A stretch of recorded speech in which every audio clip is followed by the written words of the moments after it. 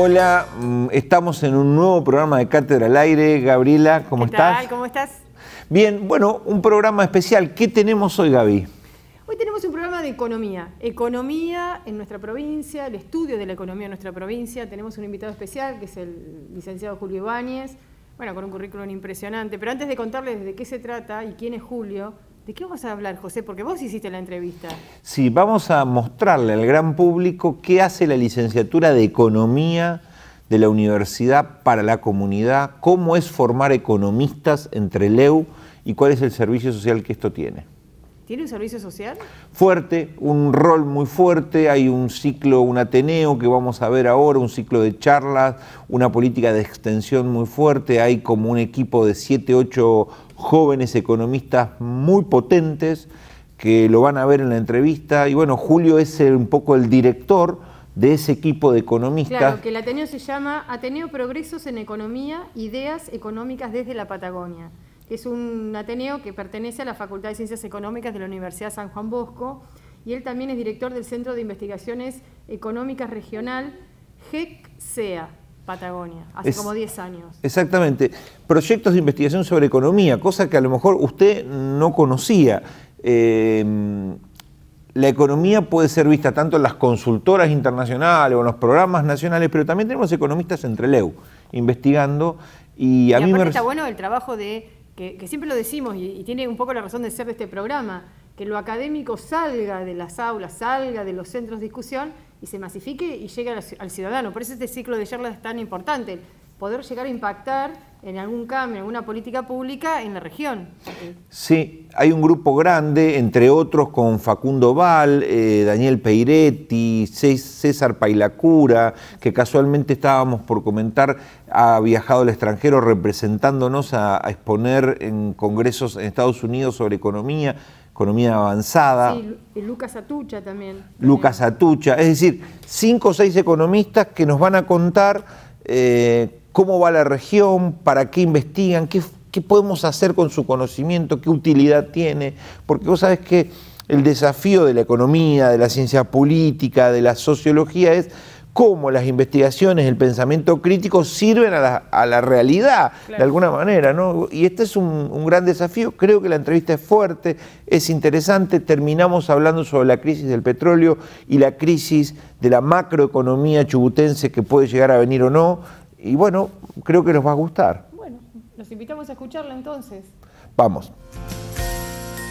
Bueno amigos, estamos en un nuevo programa de Cátedra al Aire. Esta semana es una semana económica. Estamos filmando programas con economistas, con investigadores. Y en esta oportunidad, tal como fue presentado, nos acompaña Julio Ibáñez. Hola Julio, bienvenido. ¿Cómo estás? ¿Qué tal? ¿Cómo estás? La verdad muy bien, gracias por la invitación y poder estar participando en el programa de ustedes, que lo ve mucha gente realmente. Gracias Julio. Vamos a ir a un aspecto que es poco conocido por la audiencia, los economistas en la Universidad Nacional de la Patagonia, porque ustedes no saben que hay una licenciatura en economía y hay un conjunto de economistas aquí, entre LEU, trabajando. ¿Podrías hacernos un pantallazo de para qué sirve una licenciatura en economía entre LEU, cómo está funcionando, qué puntos fuertes tiene? La verdad que lo importante de poder tener una licenciatura en economía en la Patagonia tiene que ver con, digamos, el conocimiento o la forma de entender el mundo por ahí que te brinda la ciencia económica, en particular la licenciatura en economía, que te permite acercar esa forma de entender la realidad a los problemas regionales, ¿sí? O sea, nosotros acá estamos muy acostumbrados a consumir esas cosas que nos venden o nos cuentan desde afuera, desde Buenos Aires, desde el resto del mundo, y muchas veces digamos, medimos las cosas que nos pasan a nosotros con el mismo prisma, con los mismos anteojos.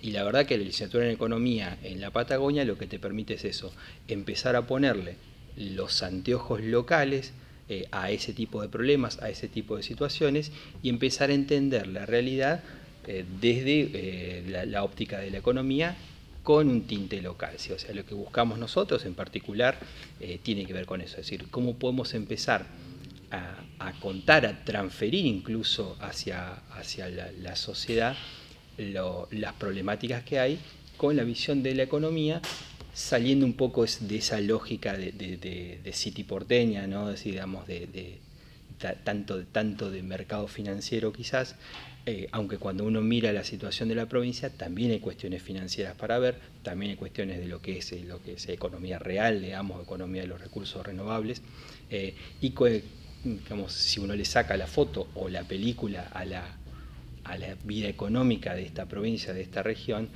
la verdad que poder formar gente que pueda entender esa realidad y que pueda interactuar para poder modificar, digamos, esas problemáticas de la realidad, digamos, claramente es una acción que la universidad tiene que llevar a cabo y es un desafío que se está haciendo. Ahora, Julio, ¿dónde trabajan los economistas en Chubut? ¿Cuál es su mercado laboral? ¿Quién los puede emplear? ¿Dónde pueden ser útiles? Mira, básicamente digamos, la actividad del desempeño de los economistas que se han recibido en la Universidad de la Patagonia tiene que ver fundamentalmente con lo que es la esfera pública o la esfera de la investigación. Hay economistas que trabajan también en el sector privado o en el sector bancario, digamos, la verdad que en ese sentido, digamos, ni mejor ni peor que otras ciencias, no simplemente que, como te decía, te da una serie de herramientas, de habilidades, de comprensión de temáticas tanto económicas como sociales, la licenciatura en Economía, digamos, que te da ese plus para resolver temáticas que por ahí otras ciencias u otras formas, digamos, de otras profesiones, por ahí no lo pueden resolver o no lo pueden ver. Fundamentalmente, digamos, es la capacidad de vinculación de las cuestiones contextuales, ¿sí? O sea, estamos en un mundo realmente globalizado, digamos, que interactúa y que hoy todo es en tiempo real. Entonces, digamos, el aletear de la mariposa, es decir, cuando hay algo que pasa en algún lugar del mundo, tiene efectos locales también, y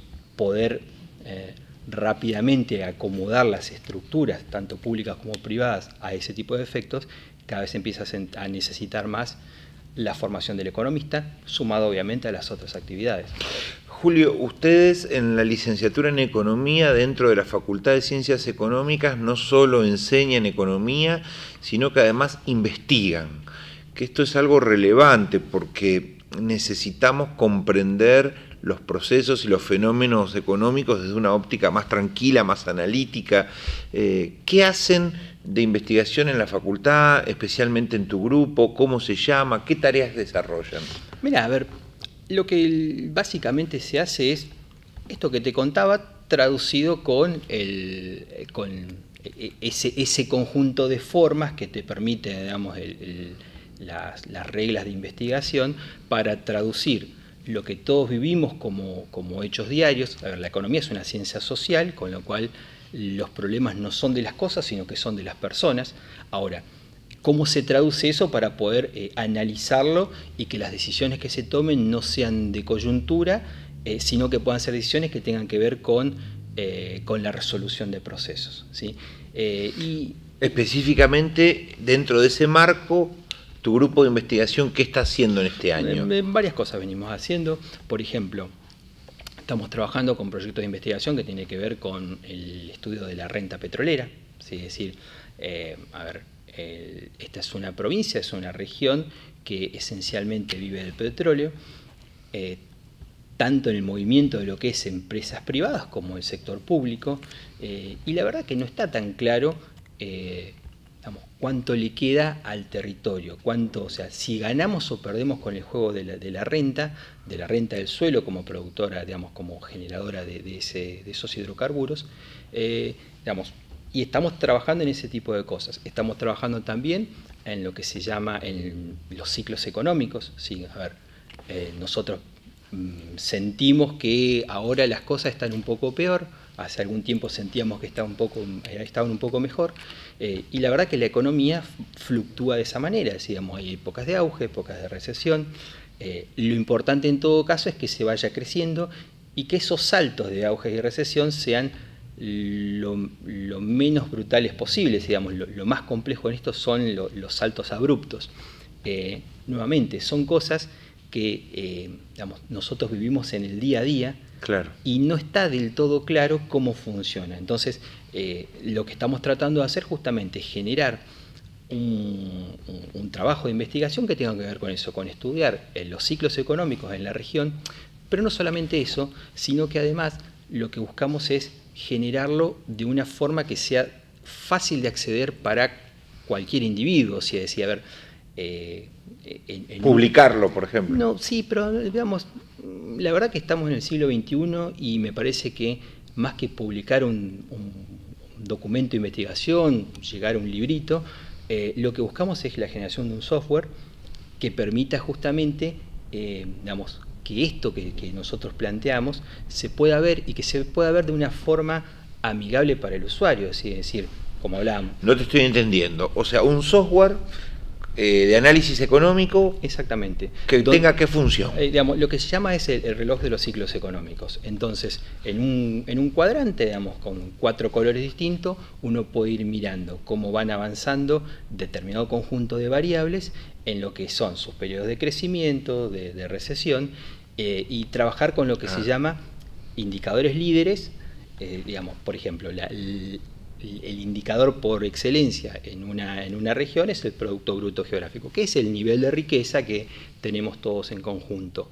Ahora, esos no son números mágicos, sino que tienen que ver con otras cosas que van pasando antes en la economía, que van llegando a ese dato. Entonces, si nosotros podemos ir identificando cuáles son esos indicadores previos, por eso se llaman indicadores adelantados, nosotros podemos ir anticipando qué va a ir pasando con.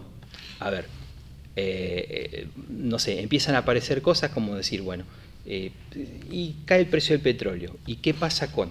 ¿Sí? ¿Qué va a pasar digamos, con los trabajadores del sector petrolero, pero también qué va a pasar con las cuentas del sector público?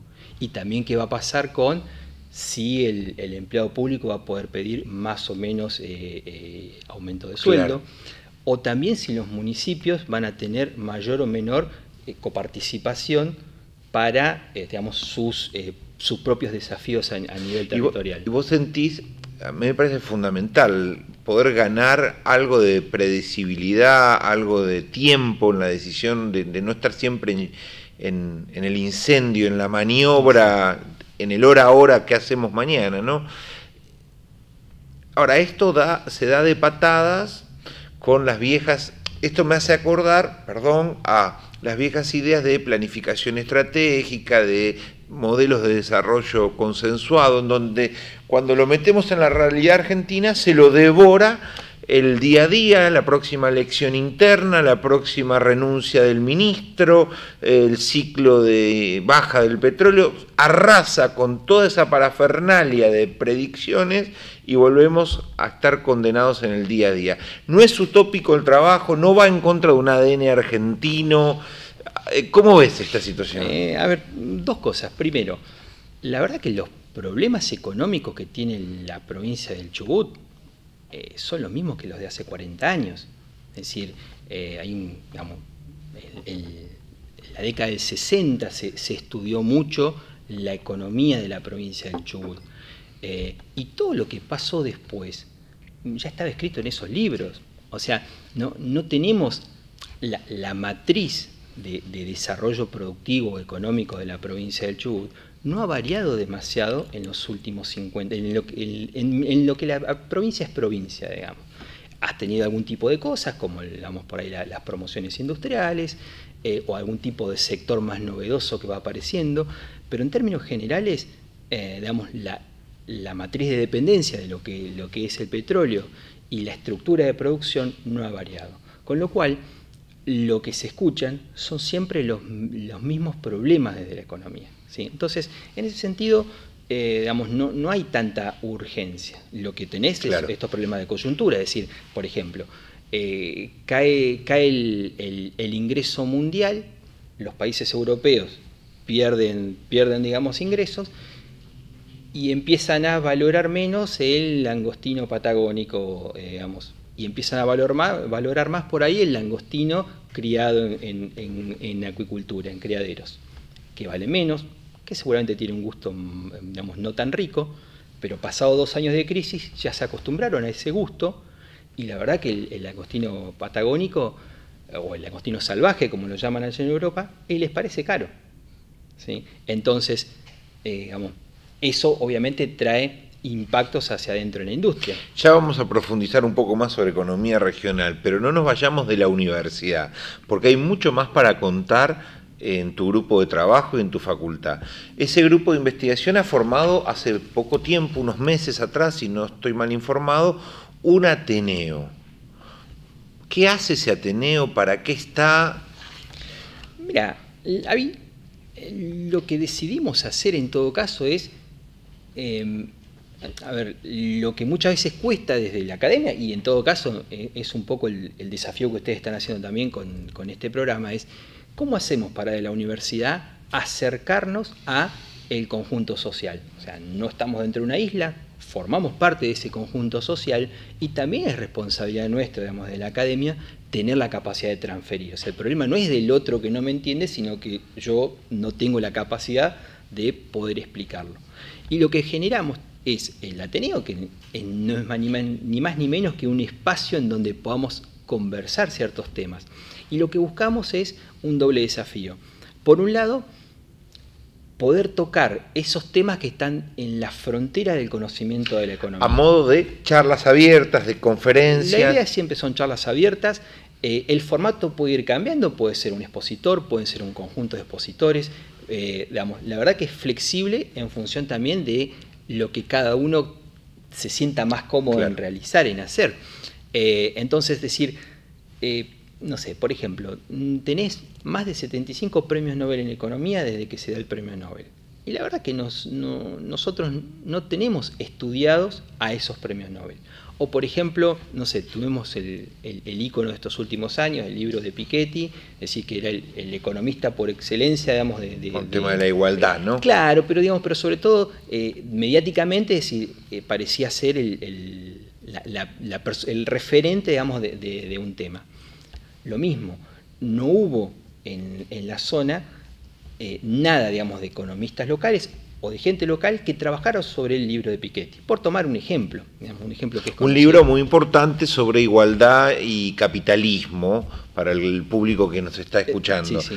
En el Ateneo, ¿podemos mencionar a los 3 o 4 colegas más activos, el equipo que te acompaña? La verdad que en esto nosotros venimos trabajando con el licenciado Facundo Val, el licenciado Daniel Peiretti, el licenciado Lucas Atucha, el doctor Capraro, digamos, que es un economista, digamos, que es argentino, que estaba en México, que tuvo su doctorado allá y que digamos, vino también acá a trabajar con nosotros en este equipo, y que venimos trabajando justamente en estos desafíos, de decir, bueno, ¿cómo empezamos a trabajar esos temas que están dentro de lo que es la frontera de la economía? ¿De qué se habla de la economía en el mundo? Y cómo eso le podemos dar, como hablábamos al comienzo, esa vuelta de tuerca de la visión regional, la visión patagónica. Y por otro lado, cómo vamos tocando también esos otros temas que van siendo de agenda local, ¿sí? De agenda local me refiero, por ejemplo, la primera presentación que hicimos tiene que ver, que la dio el licenciado Pailacura, que fue, digamos, uno de nuestros últimos recibidos en la carrera, que tiene que ver con gross output.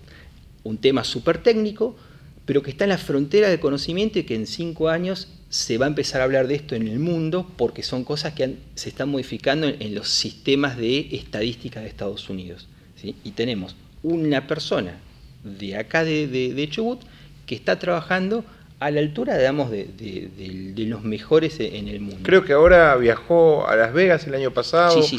a exponer también, ¿no? Fue justamente a raíz, a raíz de un trabajo de investigación que desarrollamos en la cátedra nuestra, digamos, en Economía Espacial y Regional. Fue avanzándolo, digamos, es es una visión de la economía, pero fundamentalmente encontró una serie de indicadores y los aplicamos, justamente lo aplicó a lo que es la economía de la provincia. Eso nos permite lo que estamos buscando en todo caso, que es darnos ese plus de diferenciación que nos permita, como marca Patagonia en todo caso, poder diferenciarnos en el mercado.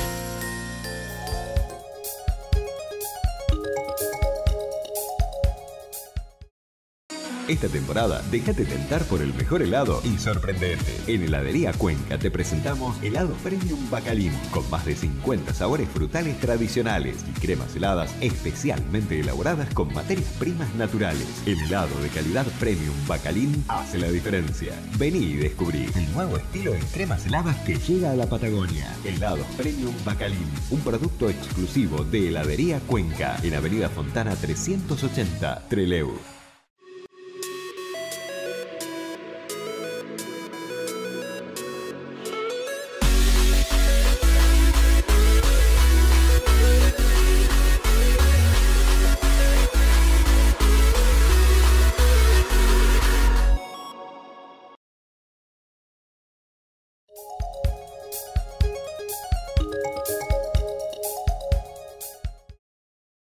Preguntas un poco más inquietantes. ¿Cuántas veces los ministros de Economía de la provincia y las autoridades locales los han contratado o consultado o convocado para asesoramiento? No, en general no es una práctica habitual en la provincia del Chubut de utilizar a la Facultad de Ciencias Económicas como herramienta. Sí hay algunos casos particulares. Pero eso está mal. Es decir, no hablo de este gobierno en particular, de los gobiernos. Si ustedes tienen 6 o 7 economistas que invierten una gran energía en estudiar los problemas económicos regionales y las facultades lo pagan sus recursos humanos, su infraestructura, su edificio donde trabajan, etcétera, o sea que son recursos humanos públicos al servicio de la comunidad, está mal que la clase política no consulte a los académicos. No solo a los economistas, a los politólogos, a los sociólogos. Estoy de acuerdo. También es verdad que, en poblaciones tan chicas como las que tenemos acá, decir, no sería correcto decir que la Facultad de Ciencias Económicas como tal no interactúa en todo caso con lo que son las esferas públicas. Sí, ese es otro problema, eso es extensión universitaria. No, pero yo a lo que me refiero es que, por ejemplo, si uno mira los últimos 10 ministros de Economía de la provincia, la verdad que la mayoría han sido egresados de la Facultad de Ciencias Económicas de la Universidad de la Patagonia. Entonces, digamos, la carrera por excelencia, que es la de contador público, sí ha generado ese mecanismo de transferencia. Quizás lo que está subyaciendo es un problema un poco más complejo, que es que por ahí, ni desde la esfera pública ni desde la esfera privada, se siente o se sabe por qué es importante que haya economistas en los equipos de trabajo. No necesariamente tiene que ser conduciendo, sino justamente en la conformación de los equipos. Y ahí también está esto de, digamos, la necesidad de resolver los problemas de coyuntura. ¿Sí? Muchas veces, digamos, para resolver los problemas de coyuntura, digamos, se utilizan otro tipo de capacidades, en todo caso, no necesariamente la de un economista. También es verdad de que digamos, hay que hacerse el nombre en este sentido, y lo que estamos buscando justamente tanto con el Ateneo, el grupo de investigación, es empezar a tener un nombre. La venta de servicios en todo caso es como cualquier otro producto. ¿Por qué van a comprar algo si no saben cómo funciona o si no saben que ha funcionado bien en otras cuestiones? Entonces, ahí también está el desafío de parte nuestro como equipo de trabajo de poder generar productos novedosos, cuestiones que agreguen valor. Es cierto, porque también es cierto que el dirigente político, cuando se encuentra con el académico, lo primero que le pasa es escuchar ideas poco implementables. Es decir, aparece ahí dos tiempos, ¿no? Un tiempo académico y un tiempo político que no cuadran, que no combinan eficientemente, y el político, mientras ustedes hablan, él en voz baja dice: esto a mí no me sirve para nada en el corto plazo, que lo contrate otro en otro momento, ¿no? A ver, digamos, en general, y nuevamente esto tampoco es un problema del político en funciones, sino entiendo que justamente del lado de la universidad, es decir, a nosotros como economistas nos encantan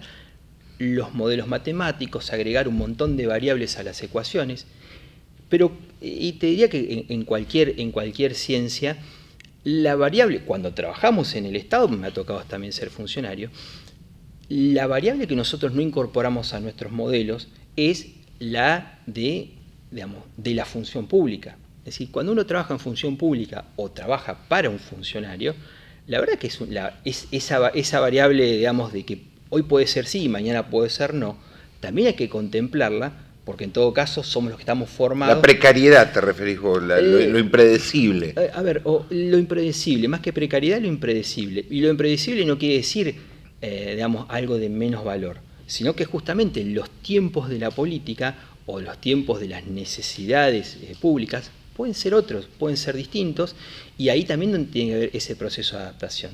A ver, en todo caso, nosotros cuando hablamos de, por ejemplo, de esto que contaba antes del reloj de los ciclos económicos, hoy estoy contando algo que es difícil de entender.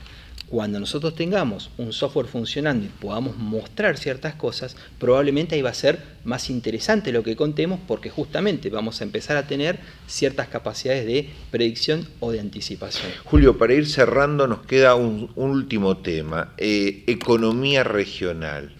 Los chubutenses, ¿tenemos una perspectiva oscura a corto plazo, a 10 años, 8 años? A ver, ¿en qué sentido? Oscura en el sentido de no crear nuevas oportunidades de producción a corto plazo e irse apagando el rendimiento de las que ya tenemos. Arriesgue. No, está bien, pero, por ejemplo, volvamos al caso petróleo. Hoy sentimos que estamos en una crisis del petróleo. ¿Es la primera crisis del petróleo que ha sufrido Chubut? La verdad que no. Llegó a estar en $12 en un momento. Llegó a $10 el barril de petróleo.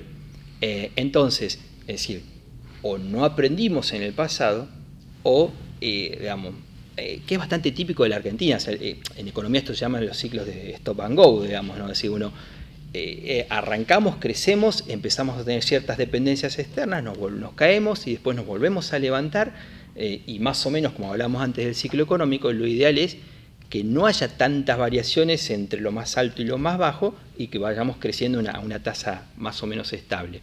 Entonces, la economía de la provincia depende justamente de la región patagónica, depende de 1, 2, 3 productos, ¿sí? Y no salís de eso. En la medida en que vos no generes cierto tipo de productos o producciones donde haya agregado de valor, donde haya mayor componente de conocimiento tecnológico, digamos, y que sean productos que tengan la posibilidad de exportarse, porque digamos, el mercado interno nuestro es bastante chico en ese sentido, entonces las producciones que tenemos necesariamente tienen que pensarse miradas hacia afuera. Y no es una mirada tan compleja para nosotros, o sea, si nosotros pensamos hasta de los propios galeses, cuando vinieron acá, lo primero que hicieron fue generar productos para exportar. Entonces, la lógica exportadora está implícita en el ADN del chubutense, la lógica asociativa está implícita en el ADN del chubutense, y el esfuerzo permanente, que esto uno sí lo ve en los números, de, digamos, las empresas en la provincia o en la región, siempre hacen ese plus de reinversión de sus utilidades. En limpio, exportar o morir. No, a ver, generar actividades que agreguen valor. Si uno tiene la capacidad de generar actividades que agreguen valor, o puede vincularse a lo que son cadenas globales de valor, dependiendo digamos, de en qué lugar de la cadena estás, ¿sí? Entonces, es decir, ¿vas a seguir necesitando el petróleo? Sí, pero tenés que buscar las otras alternativas. Las energías alternativas aparecen como digamos, como la vedette en este momento. Sí, fantástico. Ahora, las energías alternativas hoy no son actividades que sean generadoras de empleo o generadoras de conocimiento, y tampoco estamos nosotros ni alentando a nuestras empresas o financiándolas o apuntalándolas para que sean productoras de autopartes para el sector eólico, ni estamos alentando a nuestros técnicos a que se especialicen en lo que es la matriz energética. Entonces, digo, hay problemas ahí que son bastante más complejos y que en el fondo terminás dependiendo de esto, de decir, bueno, cuando hay buen precio de petróleo nos va bien, cuando no hay buen precio de petróleo se ve cómo se acomoda, y ahí tenés al Estado que te funciona como un fuelle, es decir, qué capacidad tiene de amortiguar esas complejidades. Muy bien. Julio, ha sido un placer, esta es tu primera visita a nuestro programa, vamos a seguir, estuvimos en una conferencia especial que preparaste sobre arenas silíceas y oportunidades de negocio, que es muy interesante para la audiencia también, te vamos a convocar, agradecerles a Peiretti, a Facundo Val, a ti y a todo el equipo del Ateneo del Proyecto de Investigación en Ciencias Económicas que hayan podido participar, estimularlos a que ese equipo de trabajo siga viniendo y siga difundiendo su producción, y muy pronto nos vamos a encontrar con más pensamiento económico Made in Trelew. Gracias. Gracias. Hasta pronto.